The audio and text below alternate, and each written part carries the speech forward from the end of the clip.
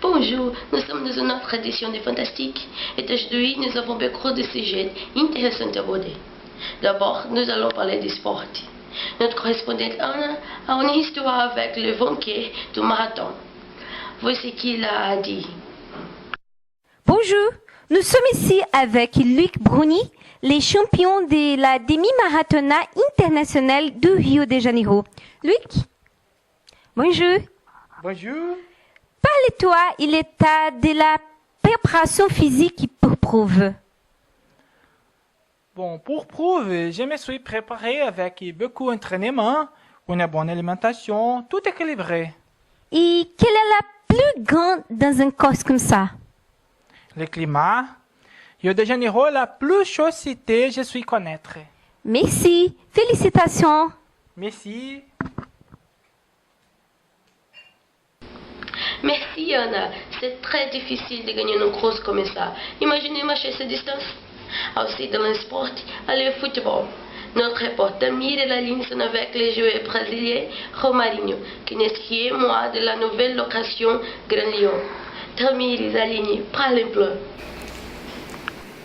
Bonjour téléspectateurs, aujourd'hui nous parlerons avec Romarinho qui est à São Paulo. Il est le meilleur joueur de foot du monde et maintenant il va jouer contre notre pays, le Brésil.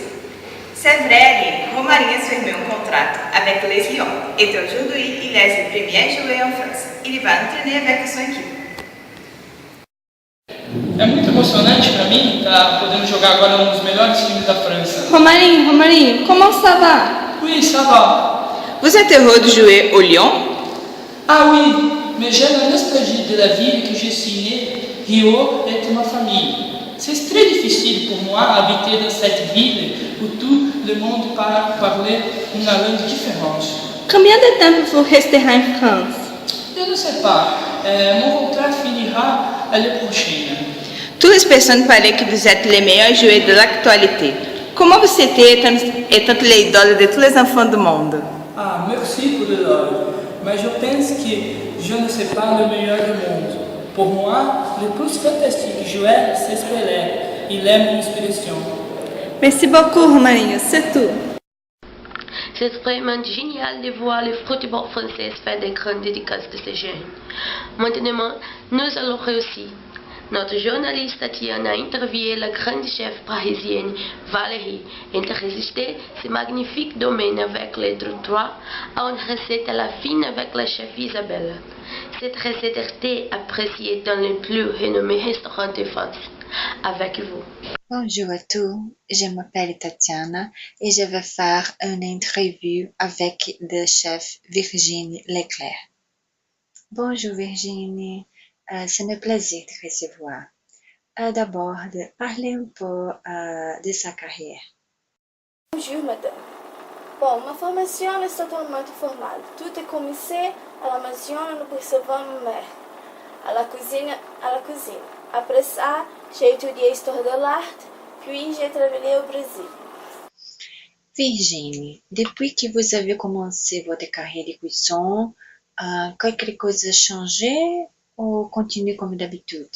Au début, je faisais le basique de la pâtissière. Avec le temps, j'ai appris d'autres choses comme la gastronomie traditionnelle brésilienne. Quelle est votre partie préférée du processus de cuisson?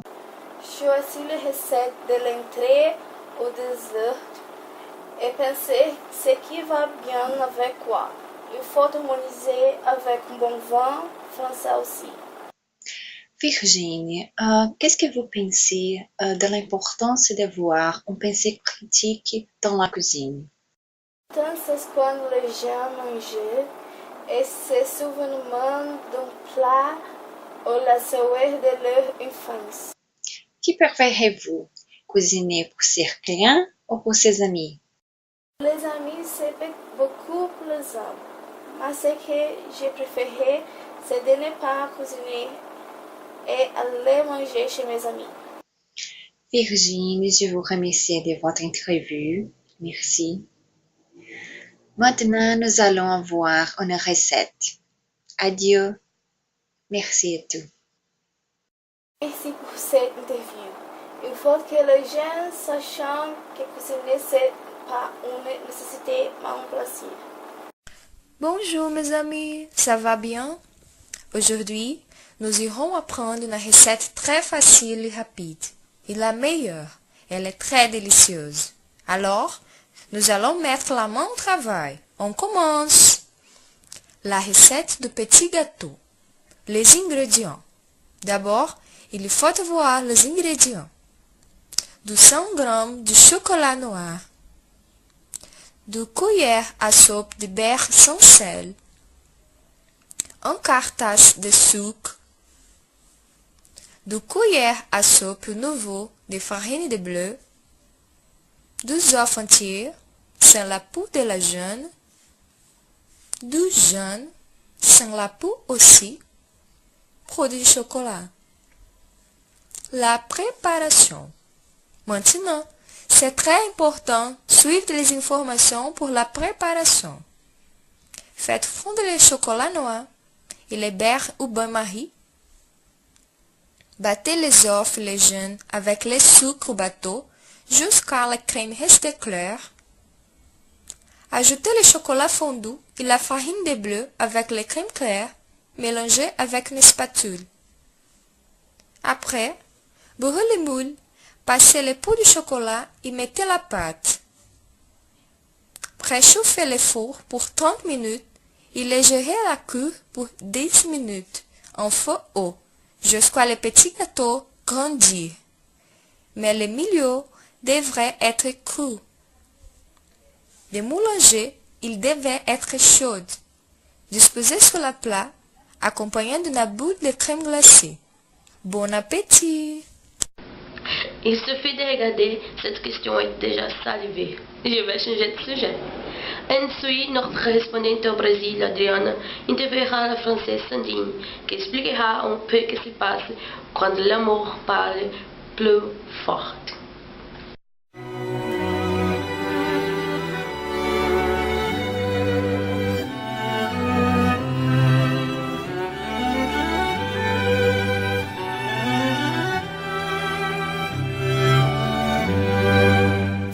Il semble que quelqu'un ait convoqué l'espoir. Les rues sont des jardins, je danse sur les trottoirs. Il semble que mes bras soient devenus des ailes, qu'à chaque instant qui vole, je puisse toucher le ciel, qu'à chaque instant qui passe, je puisse manger le ciel. Les clochers sont penchés, les arbres... Bonsoir Sandrine. Bonsoir Admina. Je vais poser quelques questions sur votre vie au Brésil. D'accord. Pourquoi vous êtes venu vivre au Brésil? Eh bien, je suis venue au Brésil pour ma famille, pour être ensemble avec mon compagnon et pour continuer ma belle histoire d'amour. Tu peux parler un peu de cette histoire? Oui, je peux. J'ai rencontré Marcos en République dominicaine, il y a en 2010. Lui, il est militaire, il était en Haïti en mission. Et moi, j'étais en vacances en République dominicaine avec une amie, on s'est rencontrés sur la plage. Est née une très belle histoire. Et donc, Marcos a voyagé en France pour venir me voir. Et j'ai voyagé au Brésil aussi. Et puis, voilà, est né un petit garçon suite à cette histoire. Et ce petit garçon nous a rapprochés et nous a permis de vivre au Brésil. M'a permis de vivre aussi au Brésil, à Rio. Ok, et qu'est-ce que vous aimez au Brésil? Qu'est-ce que j'aime au Brésil? Je pense que j'aime les Brésiliens, le peuple brésilien. Je trouve que c'est un peuple très joyeux, qui a la joie de vivre, qui aime s'amuser, se divertir et qui sait surtout se divertir. Et j'aime le Brésil pour... il y a aussi très beau paysage ici, c'est un très beau pays, très beau. Et vous apprenez la langue française, la langue portugaise facilement? Facilement, oui et non. J'ai commencé, en vérité, il y a 20 ans, à l'université, j'ai pris un petit peu des cours de base, d'initiation au portugais, pendant 6 mois. Pour combien de temps 6 mois tu fais les cours?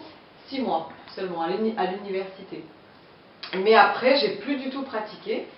Et puis quand j'ai rencontré Marcos, mon compagnon, j'ai appris vraiment avec lui par internet, on va dire. Après j'ai acheté des méthodes de portugais, un DVD, CD, j'ai travaillé l'oral. Mais c'est surtout avec Marcos par internet que j'ai appris. Par MSN. Son compagnon, il parle français? Un petit peu. Mais le problème, c'est que notre relation, c'est moi qui ai appris le portugais en premier. Et maintenant, c'est difficile pour lui de...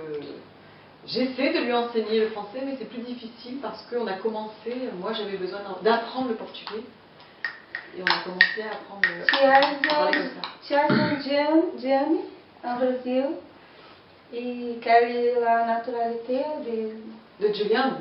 Il est français et brésilien. Il a la double nationalité. Pensez-vous retourner dans votre pays? En France? Oui, j'aimerais bien. Si Dieu le veut, j'aimerais bien retourner en France. Mon rêve, c'est de vivre 6 mois en France et 6 mois au Brésil. Et quelle est la différence entre France et le Brésil? La différence, c'est la météo. Le temps, où ici c'est plutôt un peu le même temps en Brésil, alors qu'en France on a des hivers très froids, des étés très chauds, printemps voilà, plutôt tempéré, avec des automnes aussi plutôt tempérés, mais il y a une grande diversité quand même de température. Voilà la différence, et puis la différence elle est dans la nourriture aussi. Et pour l'hiver, tu penses que vous aimez, mais tu penses que meilleur en France ou au Brésil? L'hiver, moi j'ai un peu la nostalgie de l'hiver en France parce que c'est très joli, la neige, il y a des beaux paysages, et puis on est tous autour, c'est Noël, on est un peu autour on est tous enfermés dans une maison, mais on est au chaud, autour d'un feu de cheminée. C'est assez, il y a beaucoup de symbolique, je trouve, l'hiver en France. Il y a beaucoup de symbolique. Et qu'est-ce qui vous manque le plus de votre vie en France? Ma famille me manque plus, et puis ma famille, mes amis, et bien sûr les repas français. Les repas français, j'ai la nostalgie des repas autour de la table avec ma famille, l'entrée, le plat, le fromage, le dessert, le petit verre de vin, ça me manque. Merci pour cette interview. Merci à vous, Adriana. C'est bon. Merci à vous. Il croule sous les fleurs au plus roux de l'automne.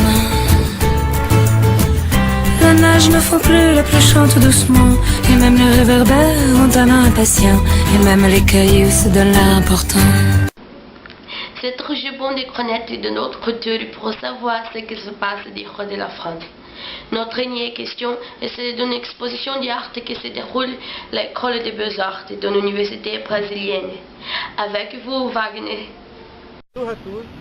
Le 12 dezembro honorar uma exposição de obras de arte de Claude Monet, Edouard Degas, Edouard Manet et Cézanne, qui sera présentée pour la première fois au Brasil, dans l'école de belas artes da Université fédérale do Rio de Janeiro.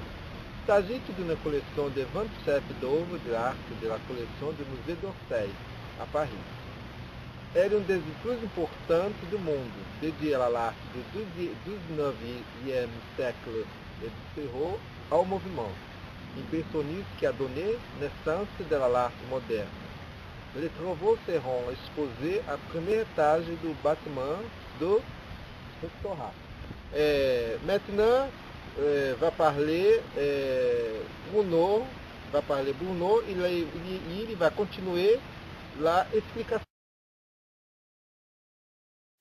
L'exposition intitulée Un regard sur Paris reflète l'histoire de la peinture occidentale dans la période qui comprend la deuxième moitié du XIXe siècle et au début du XXe siècle.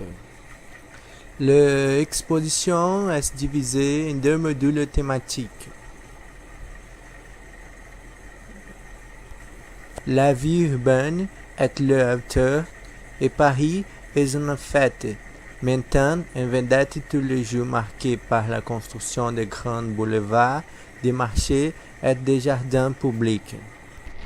Visite indispensable pour ceux qui aiment l'art impressionniste. Le spectacle est à 2 à 8 de décembre. L'entrée est gratuite et la visite aura lieu du matin au vendredi, de 9 à 16 heures. Pour finir, il y a une nouvelle illustrative avec une bonne vidéo réalisée par Caroline et Laetitia, des évaluations dans le monde de l'animation. Et dessus, des conseils touristiques avec notre journaliste Regina, dans l'incroyable Big Apple.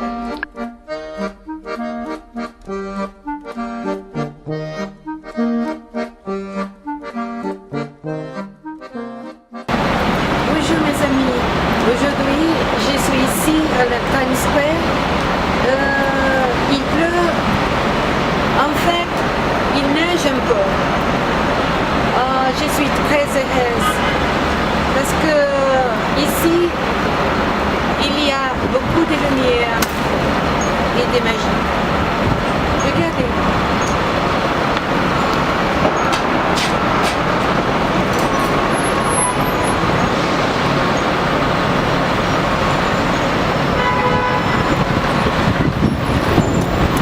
Salut, bonjour mes amis, je suis ici aux États-Unis, je m'appelle Regina et je vais montrer la statue de la liberté qui représente la fraternité, la liberté, l'opportunité, la démocratie. Regardez.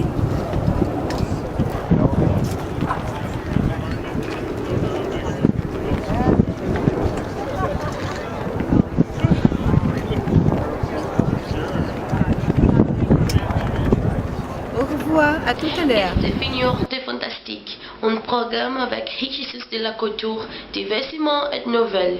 Je vous remercie de votre attention. À la prochaine.